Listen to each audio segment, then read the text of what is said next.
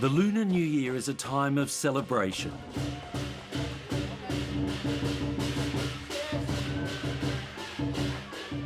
In Chinatown, they're feasting on Tasmanian rock lobster. China used to be the biggest market for this delicacy before a trade stoush that smashed Australian businesses. Only last night I had a fisherman on the phone crying to me, wondering how he's going to pay his bills, and yeah, this is only the start, I think.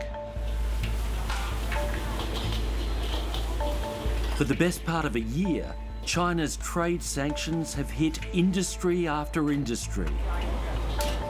This was massive. This was the end of our export to China. The market's actually dropped to zero. We're all in survival mode. We're doing the best we can.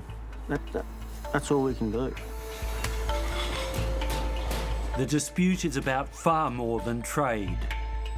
The trade barriers that China imposed on Australia in 2020 are cases of economic coercion. China is trying to coerce Australia into supporting essentially China's interests.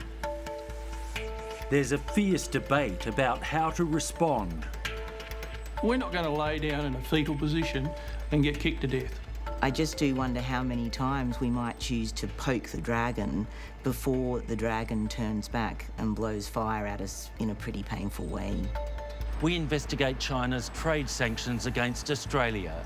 We'll meet the Australian business people hit hard by China's bans and tariffs. And we'll explore whether Beijing is using trade as a weapon in a campaign of political coercion.